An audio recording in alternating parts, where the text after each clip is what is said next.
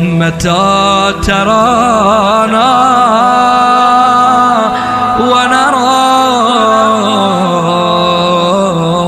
ونراك متى ترانا.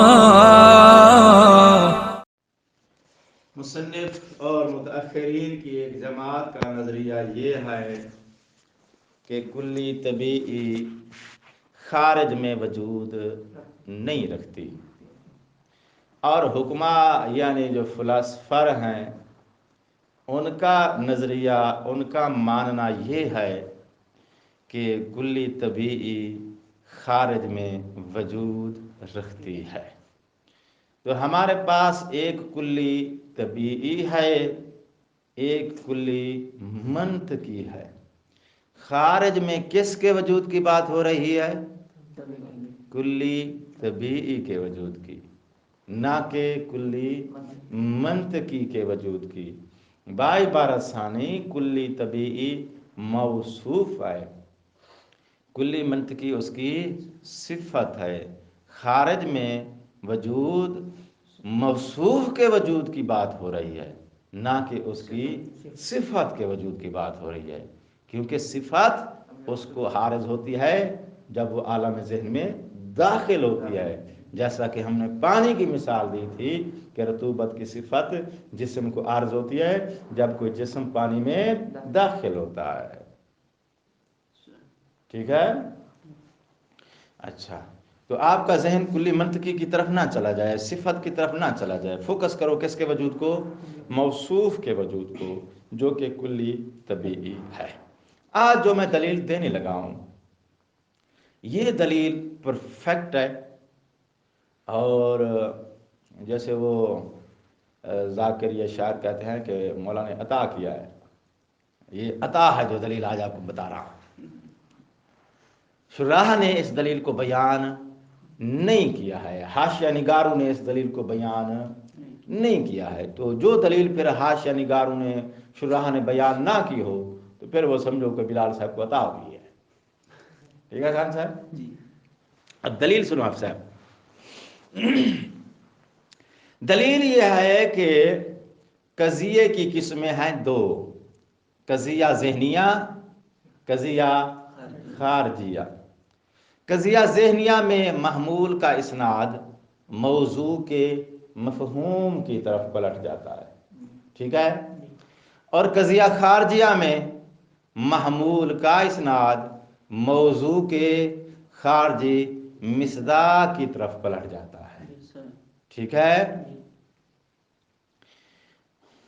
اور جو قضیہ ذہنیہ ہے اس کا صرف موضوع جو ہے اس موضوع کا مفہوم طبیعی ہوتا ہے۔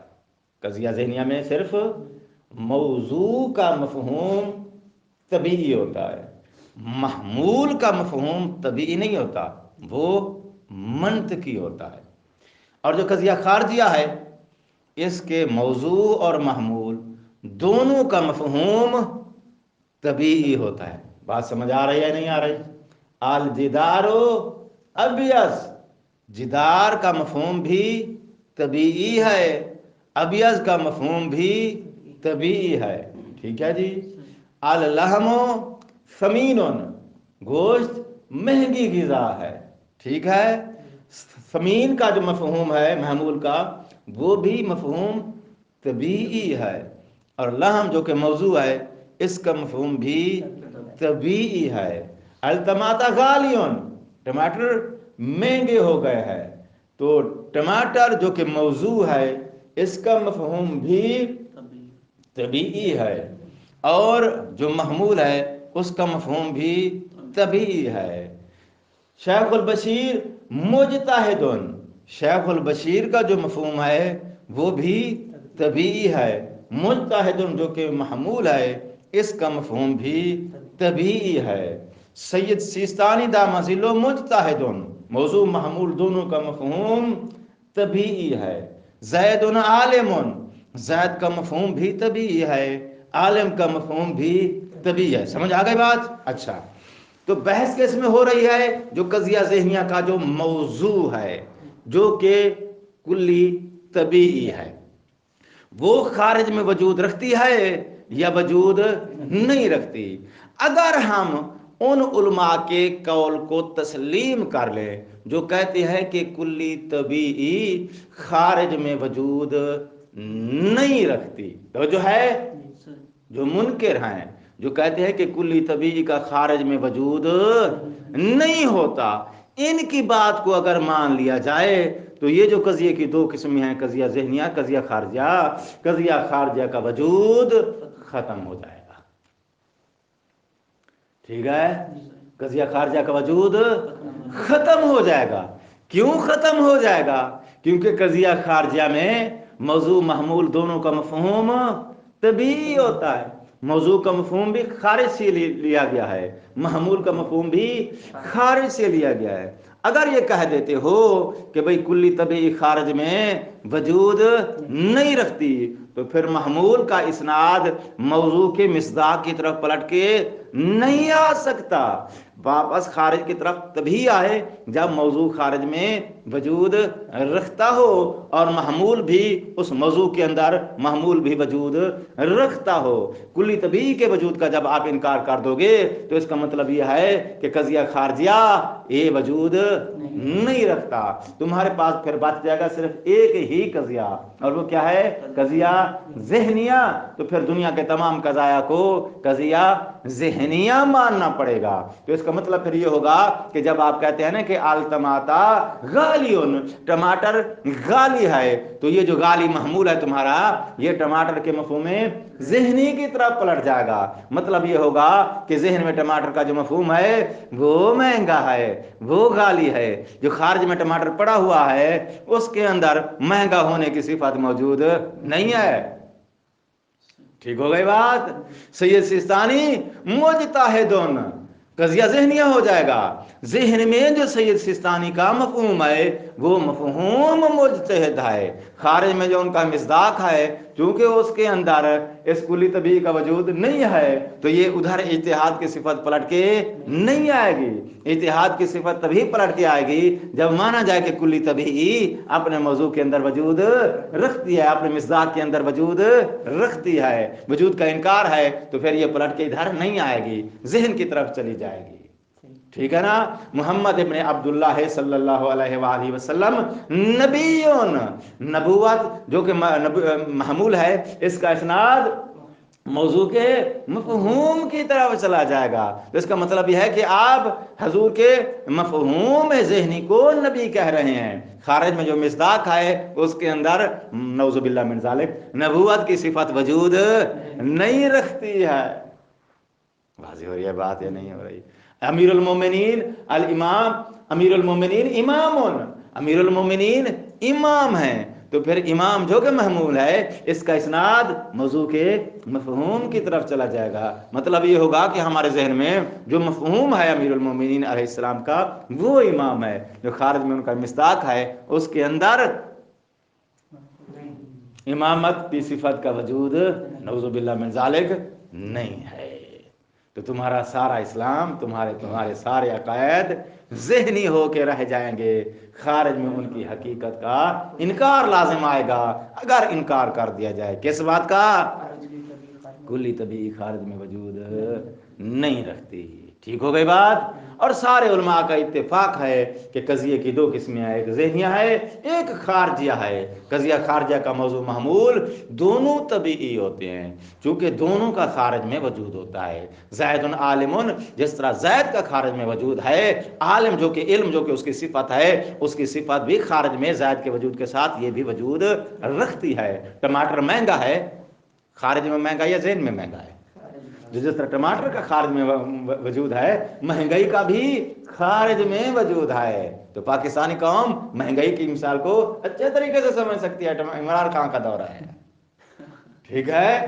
وہ مہنگائی جو ہے، جو وہاں پیٹ رہے ہیں، رو رہے ہیں، وہ خارج میں وجود رکھتی ہے یا صرف ذہن میں ہے؟ خارج میں وجود رکھتی ہے، ٹھیک ہے نا؟ پرابلم یہ ہے کہ شاید مولوی اینک لگا کے دیکھ رہا ہے، نظر نہیں آ رہی، تو اس نے کہا صرف ذہن میں ہے۔ اور بھائی ضروری نہیں ہے کہ آپ کو وہ محسوس ہو، ہاتھ سے چھو سکو، آنکھ سے دیکھ سکو، ٹھیک ہے؟ مگر یہ کہ خارج میں اس کے وجود کو ذہن مان رہا ہے۔ تو مہنگائی خارج، जो अशिया खारिज में वजूद रखती हैं उन अशिया का महंगा होना, महंगाई की सिफत भी उन अशिया के वजूद के अंदर महंगाई भी वजूद रखती है। बात हो रही है, बात नहीं हो रही। तो कज़िया तबिया का कज़िया खारजिया का इनकार नामुमकिन है। इसके वजूद पे सब उलमा मुत्तफ़िक हैं। जब इसके वजूद पर सब उलमा मुत्तफ़िक हैं तो कज़िया खारजिया का वजूद फिर दलील बनेगा कि कुल्ली तबीई खारिज में वजूद रखती है। अगर कुल्ली तबीई के वजूद का इनकार करते हो, कज़िया तबिया का वजूद ख़त्म। जैसे ही इसका वजूद ख़त्म, दुनिया के सारे कज़ाया पलट जाएंगे किसके पास? कज़िया ज़हनिया के पास। तो सारे हक़ाइक़ फिर ज़हनी हो जाएंगे, खारिज से उनका ताल्लुक़ खत्म हो जाएगा। बात समझ आ रही है नहीं आ रही? तो ये परफेक्ट दलील है। इस दलील को मैंने कहा था कि मुझे मौलाना ने अता किया है, इसकी तशरीह मैंने दी है। हो सकता है इसके खद ख़ाल आपको कहीं से मिल जाए। तो इतना बड़ा आलिम नहीं हूँ, मैं सिर्फ कोशिश करता हूँ। बात समझ आई है नहीं आई? दलील पसंद आई है? इस दलील के बाद तो नतीजा क्लियर हो गया। अच्छा,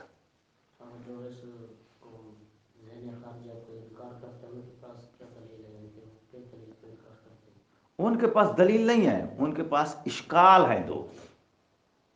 वो उन इश्काल की वजह से कहते हैं कि हम खारिज में इसका वजूद अगर माने तो दो इश्काल लाजिम आते हैं। उन इश्काल को उन्होंने दलील बनाया। अब हमने उनके इश्कालात का जवाब दे दिया है। इश्काल का जवाब आने के बाद फिर इश्काल जो है हमारा, हमने कौल दिया, कौल की दलील दी। मद्दे मुकाबिल ने जो है हमारे कौल को रद्द करने के लिए हमारे कौल पे इश्काल दिया है। समझ आ रही है ना? इस इश्काल से फिर उसने एक दूसरा कौल अखज़ किया। हमारा कौल क्या है? कुल्ली तबी खारिज में वजूद रखती है। हमने इस पर दलील दी, ठीक है। दलील के बाद मुखालिफ आ गया। मुखालिफ ने कहा कि खारिज में वजूद अगर मानते हो तो फिर ये दो अदर इश्काल हैं। और इश्काल कहते हैं हमारे ताम। जब इश्काल पक्के करके बिठा दिए तो फिर उन्होंने एक दूसरा नजरिया निकाला, क्या? कि कुल्ली तबीई खारिज में वजूद नहीं रखती है, क्योंकि खारिज में वजूद मानने से इश्काल है।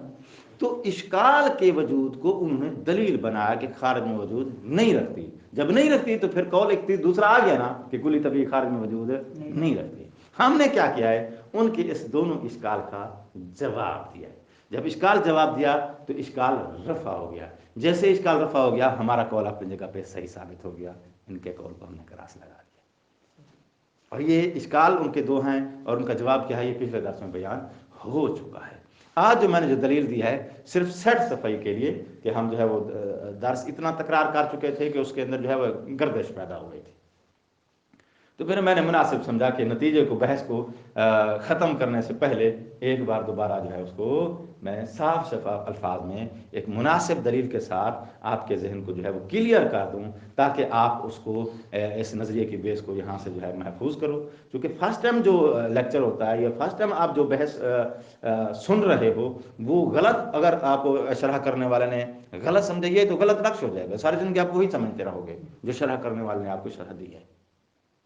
जब तक कि आप साहिब नज़र नहीं हो जाते, जब तक कि आपने नज़रियात को या अपने फ़हम को दोबारा उनके वरक गर्दानी करके सही और गलत को खुद परखने के काबिल नहीं हो जाते।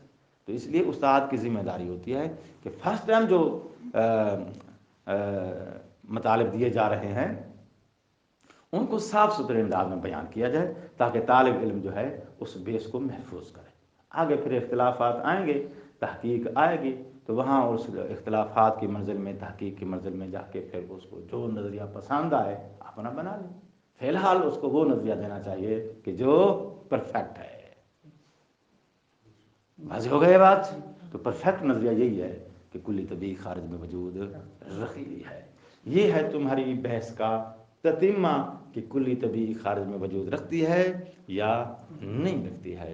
तो हमने कहा कि वजूद रखती है और उसकी कुछ अदिल्ला थी, जिनमें से एक दलील आज हमने ये बयान किया है कि अगर इनकार कर दिया जाए और इनकार करने वाले के कौल को कबूल कर लिया जाए तो फिर कज़िया खारजिया का वजूद ख़त्म हो जाए। इसका वजूद ख़त्म करते ही दुनिया के सारे कज़ाया जो हैं वो ज़हनिया के खाते में चले जाएंगे। جب ذہنی کھاتے میں چلے جائیں گے تو پھر وہ حقائق جو حقائق خارجی ہیں ان کو پھر آپ ذہنی سمجھیں گے، جبکہ ایسا نہیں ہو سکتا ہے۔ تو اس کے وجود کو ماننا پڑے گا، تو قضیہ خارجہ کے وجود کو ماننا پڑے گا، تو پھر کلی طبیعی کے وجود کو خارج میں ماننا پڑے گا۔ بس ہو گئی یہ بات؟ اچھا، اگلا سوال تھا جری العباس کا کہ ہم کلی کی کتنی اقسام یا کتنی تقسیمات پڑھ چکے ہیں۔ گنتی تو شاید پرفیکٹ نہ ہو، لیکن ابھی گن لیں گے۔ اندازاً یہ ہے کہ 5-6 ہو سکتی ہیں تقسیمات، ٹھیک ہے؟ تو مصنف کی ترتیب کے مطابق جو کتاب کے اندر اس نے تقسیمات دی ہیں وہ ساری تقسیمات میں آپ کو بیان کر دیتا ہوں، اور آپ جو ہے وہ گنتی خود کر لینا۔ پہلی تقسیم ہے مفہوم کلی کی، کلی متبادی اور مشکک کی طرف۔ یہ تقسیم ہے مفہوم کلی کی باعتبار الصدق علی الافراد، ٹھیک ہے؟ باعتبار صدق علی الافراد پر کلی کا جو صدق ہے، یہ صدق یا متساوی ہوگا یا یہ صدق متشکک ہوگا۔ یہ پہلی تقسیم ہے۔ دوسری تقسیم ہے کلی کی، جب اس نے مفہوم کی 2 قسمیں کی ہیں، مفہوم یا تو جزئی ہوگا یا کلی ہوگا، اور کلی پھر امتناعت افراد فی الخارج او امکانات، ٹھیک ہے؟ تو دوسری تقسیم میں کلی کی 6 قسمیں ہیں، اور یہ تقسیم ہے باعتبار وجود الافراد، کلی کے افراد کے وجود کے لحاظ سے کلی کی 6 قسمیں ہیں۔ یا تو افراد وجود ہی نہیں رکھتے تو پھر یہ کلی فرضی ہو جائے گی، یا وجود رکھتے ہیں پھر اگلا سلسلہ۔ تو یہ ٹوٹل قسمیں جو ہیں 6 ہیں، اور ان کی تفصیل پیچھے گزر چکی ہے۔ کس اعتبار سے ہے یہ؟ باعتبار وجود الافراد۔ اگلی کیا ہے؟ نہیں سمجھ رہا ہے؟ اچھا، یہ بحث جو ہے، یہ تقسیم جو ہے کلی کی، مفہوم کلی کی، باعتبار موازنہ ہے، باعتبار موازنہ یا مقائسہ۔ مقائسے اور موازنے کے لحاظ سے مفہوم کلی کی 4 قسمیں ہیں۔ یا مفہوم اپنے مد مقابل کے مساوی ہوگا، یا متباین ہوگا، یا مد مقابل سے اخص ہوگا، یا مد مقابل سے اعم ہوگا۔ یہ 4 قسمیں ہیں مفہوم کلی کی باعتبار موازنہ۔ کتنی ہو گئی ہیں؟ 14 تقسیمات کتنی ہیں؟ گنتی بھی کرتے ہیں؟ 3 ہو گئی ہیں؟ 3 ہو گئی ہیں۔ چوتھی تقسیم جو ہے وہ ہے باعتبار تعلق بالمفہوم بالافراد، باعتبار تعلق بالافراد۔ کلی کا اپنے افراد کے ساتھ تعلق کس قسم کا ہے؟ تعلق یعنی رشتہ۔ کلی کا اپنے افراد کے ساتھ رشتہ کون سا رشتہ ہے؟ ان کا بھائی ہے، ان کا باپ ہے، ان کا دادا ہے، کیا لگتا ہے؟ یہ مفہوم کلی اپنے افراد کا۔ تو ہم نے وہ رشتے 5 بنائے ہیں، یا اپنے افراد کی نوع ہوگی، یا اپنے افراد کی جنس ہوگی، یا فصل ہوگی، یا ارضیات ہوگی۔ یہ جو کلیات 5 ہیں باعتبار تعلق بالافراد، مفہوم کلی افراد کے ساتھ تعلق ان 5 میں سے کسی ایک قسم کا تعلق رکھتا ہوگا۔ 5 کے علاوہ کوئی چھٹی قسم اس کے افراد کے ساتھ تعلق کی نہیں ہے۔ اچھا، اس کے بعد اگلی تقسیم جو کہ میرے خیال آج چل رہی ہے، 3 قسمیں ہم نے پڑھی ہیں، یہ ہے باعتبار تعقل۔ کلی کی تعقل کے اعتبار سے 3 قسمیں ہیں۔ معقول اولی جس سے کلی طبیعی کہتے ہیں، معقول ثانوی جس سے کلی منطقی کہتے ہیں، اور ایک ہے معقول ثالث۔ اور معقول ثالث وہ کیا ہے؟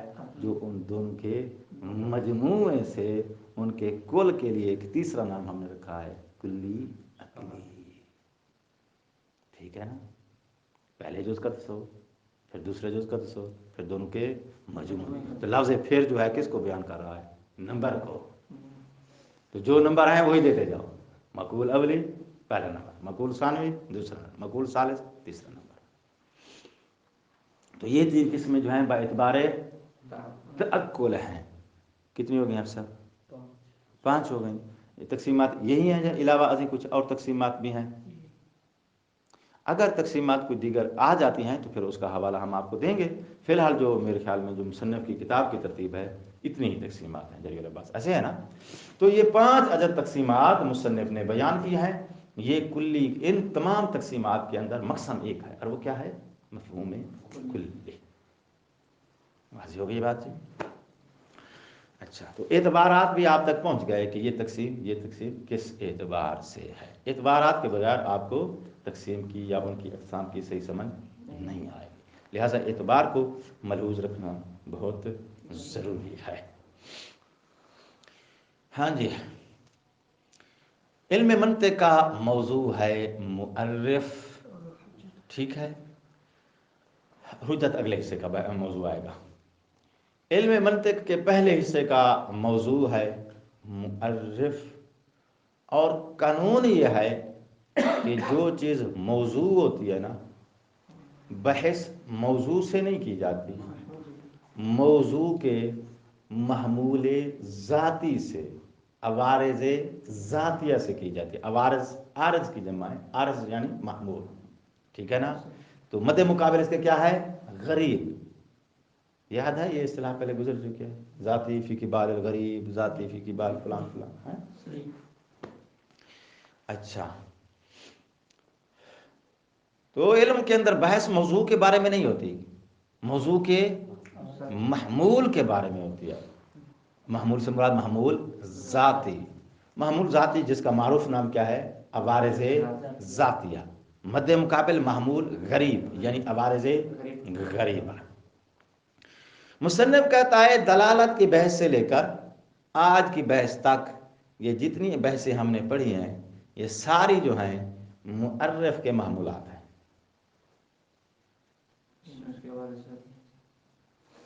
سارے کس کے محمولات ہیں؟ مؤرف کے سارے محمولات ذاتیہ ہیں. ٹھیک ہے نا. تو اگر آپ قضیہ بناؤ تو مؤرف بنے گا موضوع، یہ ساری ابحاث اس کے لیے بنے گی محمول. المؤرف نوع، المؤرف جنس، المؤرف فصل، المؤرف کلی مشکک، المؤرف کلی متواتر، المؤرف يدل بالدلالة المطابقية، المؤرف يدل بالدلالة الالتزامية، المؤرف مرکب، المؤرف مفرد. ساری بحثیں گن لیا یا نہیں گن لیا؟ تو المؤرف کیا ہو جائے گا؟ موضوع. ساری بحثیں اس مؤرف کے لیے کیا بنے گی؟ محمولات بنے گی. ٹھیک ہے جی. محمولات کی بحث ہو گئی ہے مکمل. مکمل ہونے کے بعد آج آگے جو بحث شروع کرنے لگے ہیں وہ ہے بحث کس کی؟ خود مؤرف کی. اور یہ بحث نہیں ہے، ایک تعارف دیا ہے مؤرف کا اس نے، تاکہ بحث جو ہے سمٹ کے اپنے خانے میں واپس آ گئی ہے تو اس کو جو ہے وہ ایک دفعہ دوبارہ مرتب کر دیا جائے یا اس کی مناسب شکل آپ کو بنا کے دکھا دی جائے. واضح ہو گئی بات؟ وہ کہتا ہے یہ سارے محمولات مؤرف کے ہیں. اور مؤرف، میں درس شروع کر چکا ہوں. یہ جو پہلے جملہ آپ بولنے لگا ہوں، اس جملے سے آج کا درس شروع ہونے لگا ہے. اس سے پہلے جو تھا وہ خلاصہ سمجھو یا پچھلے درس کا تتمہ سمجھو.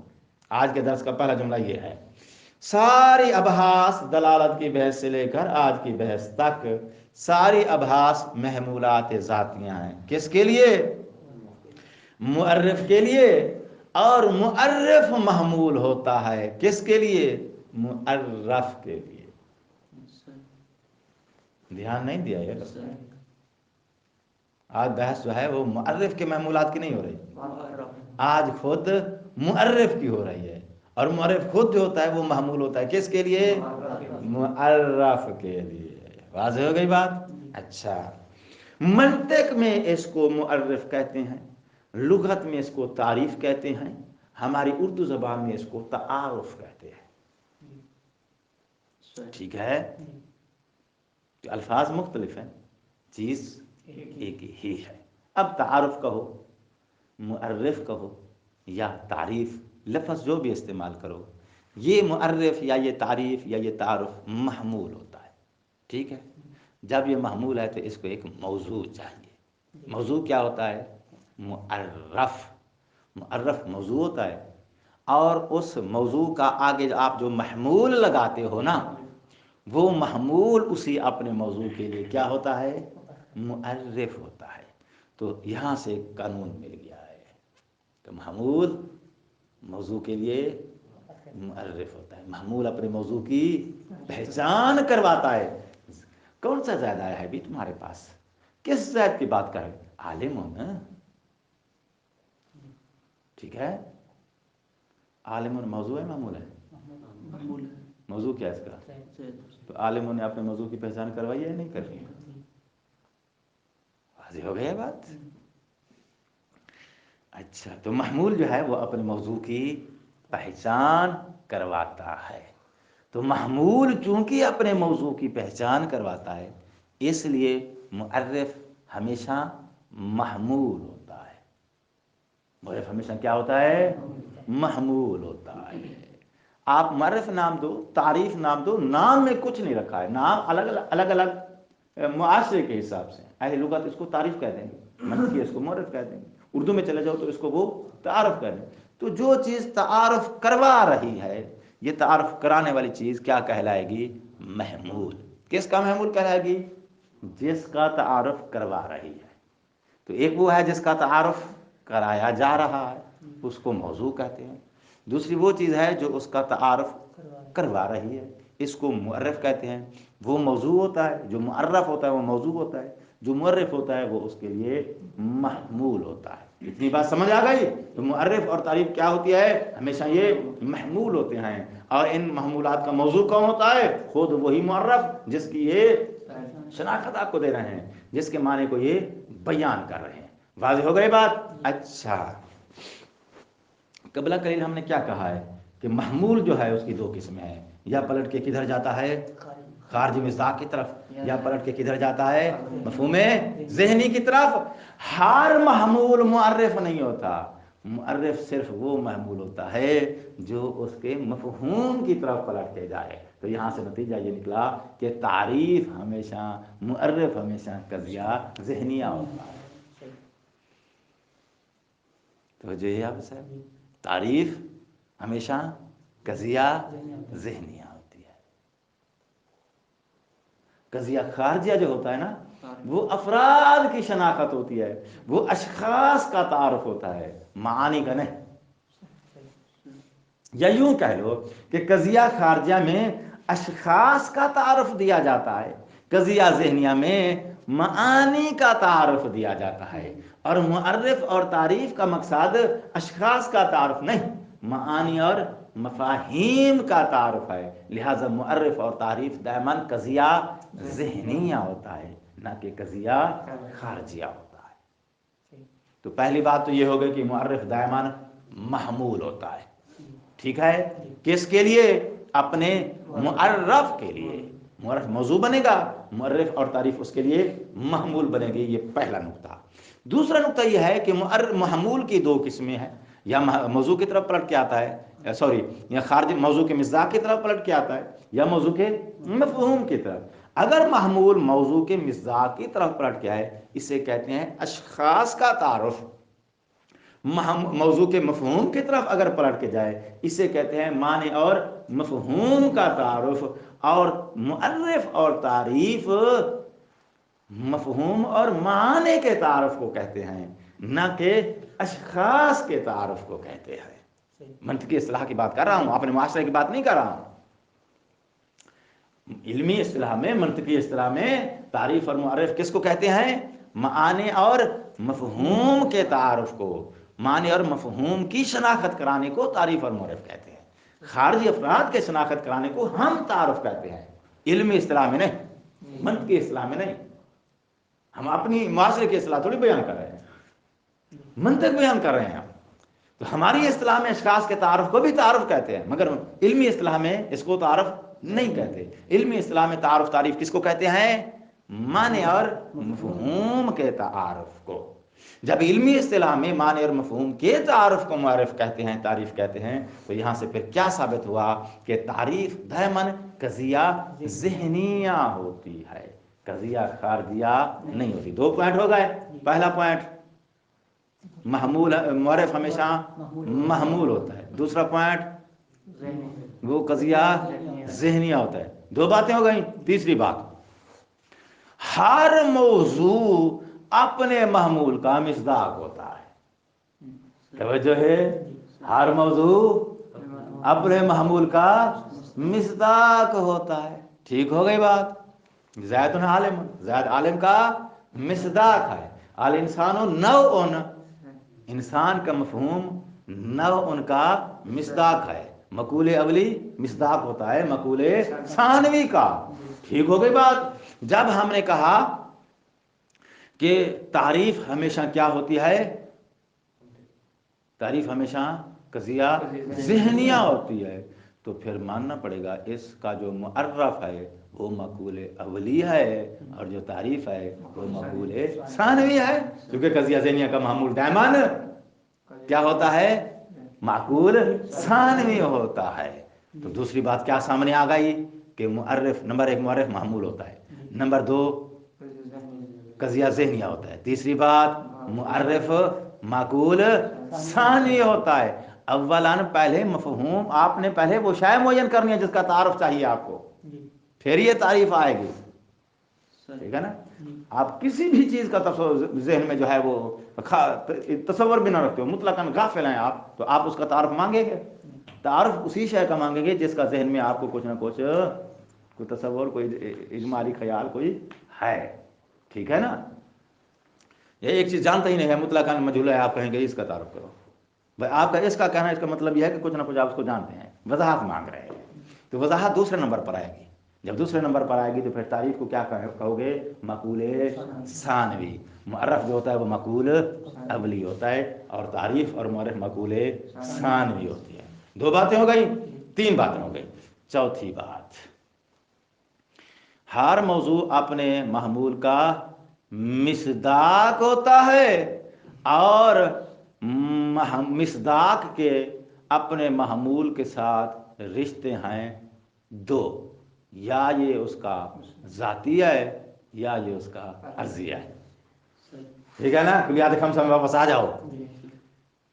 ہر موضوع اپنے محمول کا کیا ہوتا ہے، مصداق. ہر موضوع اپنے محمول کا، رپیٹ کرو میرے ساتھ، ہر موضوع اپنے محمول کا مصداق. جب مصداق ہوتا ہے تو مصداق کا محمول کے ساتھ تعلق کی قسمیں ہیں دو. ابھی ہم کہہ چکے ہیں نا باعتبار تعلق تقسیم. تعلق کی قسمیں ہیں دو، یا تعلق ذاتی ہوگا یا تعلق عرضی ہوگا. واضح ہو گئی بات.